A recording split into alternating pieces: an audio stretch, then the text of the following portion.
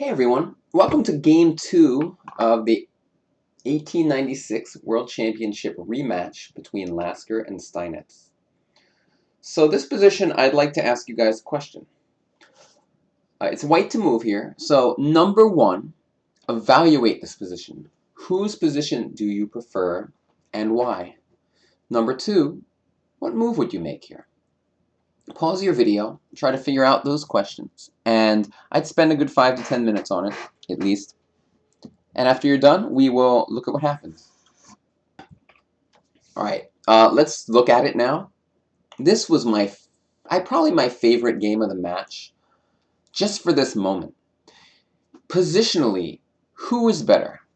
Well, from a positional standpoint, black controls the d5 square, which generally should give black the advantage in a position like this. We stick that knight on d5, and what the heck is white going to do to us? We move our rook to the e8 square, and pretty much everything is looking good for Steinitz.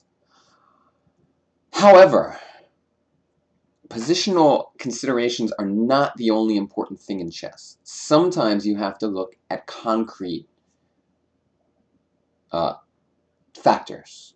So and this is a very tough one to figure out, in my opinion, but basically what's happening here is white has this open file, and if this knight ever moves, this knight on e7 gets a little weird. This is a very hard move to find that Lasker played, but it's very strong. He played the move bishop f4. And it's easy to miss for many reasons. Number one, because it's just weird. It just allows knight takes bishop. So a hard move to even consider as a candidate move. But when you take a look at it, you realize just how strong it is. Now, what does black do in response? If knight takes bishop, knight f6 check. And after check, check, it's checkmate. So that doesn't work. He cannot take it. Meanwhile, we're attacking the d-pawn, so he has no time for knight to d5. Well, what if he plays knight f5 to defend the pawn? Unfortunately, we have another tactical idea here. We can simply go bishop takes, knight takes, king takes, rook e6, followed by rook g6 with a pawn and the advantage to white. So Steinitz, who had just played bishop c7 to b6, which by the way was a key mistake, he ended up just retreating his bishop back to c7. And now Lasker played immaculately. We know that we want to get this knight away from g6. So I would say you could pause your video again and figure out what you do here. All right, I'm going to show you now. He played the move h4, trying to go h5 to remove this knight. If a move like rook e8 is played, I believe that runs into this move. Unfortunate tactic. Check, king d8, and then takes an h5, and then you lose the knight on e7. So very unfortunate placing of his pieces by Steinitz. So he had no choice, but he played h5 to stop white from doing it. And now white played a typical move, got his bishop out of dodge, and put it on g5. Now we're pressuring e7 in a serious way. Black played the move bishop to d8. And now white played another fantastic move. You might want to pause your video for this one too. All right, and if you said the move g4, you would be absolutely right.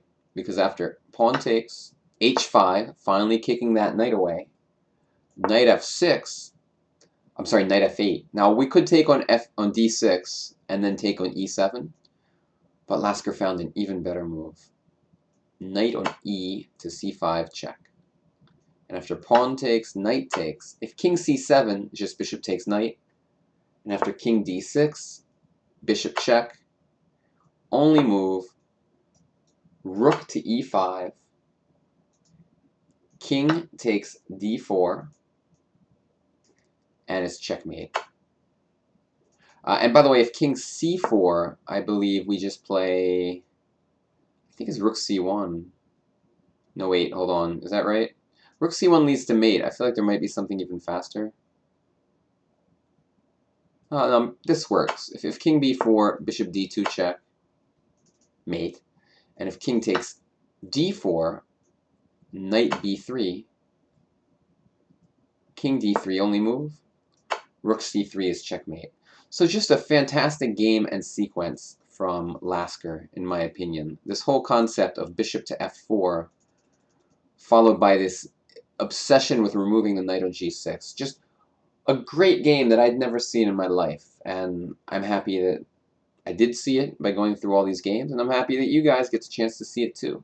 So thanks everyone for watching. See you tomorrow with another game from this match, and Lasker takes a 2-0 lead.